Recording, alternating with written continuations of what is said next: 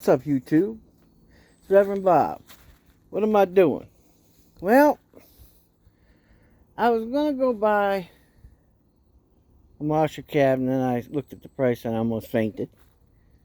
And then I was looking at some other ones, and I was like, you know what? Why don't I just build them? Because they never seem to get the inside of the box the way that I like it to sound.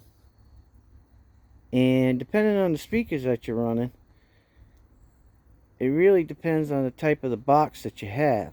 I truly believe that. No different than a guitar, sound is sound. And I figure it's easier for me to voice the box too if I needed to, if I build it myself.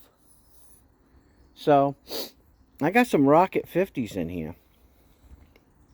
I got all kinds of speakers, I got Fenders, and I got some, what else do I got? I got Fenders, I got a couple more Celestion Rocket 50s, I got a Greenback, what else do I got?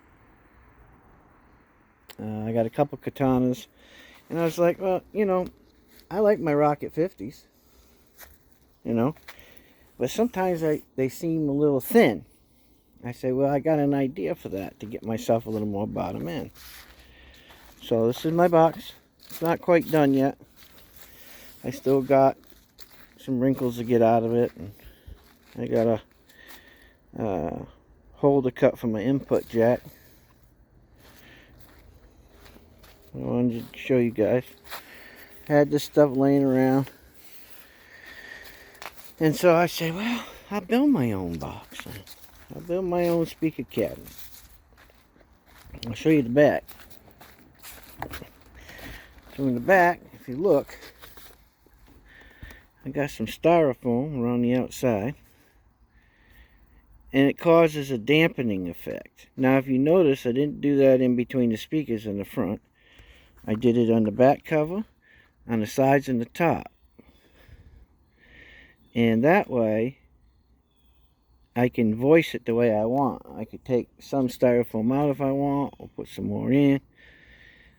And everybody voices their boxes differently. So, this is just my idea. I've been doing it for years. I just like my sound a certain way. So, that's what I'm doing. So, all I gotta do is run the wires, cut a hole in the back, and should be ready to rock and roll. I got plenty of heads. I had a nice Marshall 412, but I sold it years ago. And I was going to actually build a 412 cabinet, and I was like, I really don't need that. I don't play out. And if I needed to, most of the time you're going to be hooked into a PA system anyway. But if you was just doing a little small gig somewhere, which I don't do, but if I did, this would be plenty big enough, and it would be plenty loud enough. All my amplifiers are 50 watts or up, valve amplifiers, so, and then I have other amplifiers that are not valve, that will blow your hair off. Sometime I'll do a demo and show you. You'll see exactly. I got a Performer 1000 down there. That's so loud, man. It is like loud. That's really good. I got a Johnson Millennium, and that thing is super loud. I got a lot of loud amps. I got a Hot Rod DeVille that'll blow your hair off. That wasn't the point. The point was I wanted a cab for my heads that I have, just to play through when I want to play through them. So I figured I had the stuff laying around. I picked up the speakers, reasonable price. I bought 4 of them, as a matter of fact. And I figured I'll make a halfway decent looking box. I don't think it looks too bad. And if somebody doesn't like it, well, it ain't got to look at it. I do.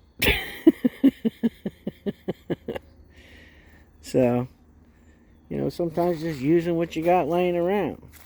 Stuff that you'd never use for anything else. It just, oh, I'm going to save it. Yeah, well, you know what? I've been saying I was going to save it for years. So finally I used it. I got a little overspray on the top of this. I got to get that off.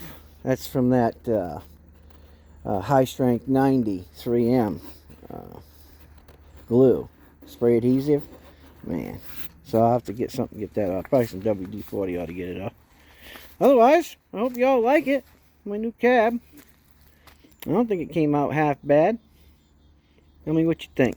Alright guys, take care. God bless. Pastor Bob, I'm out of here. See ya.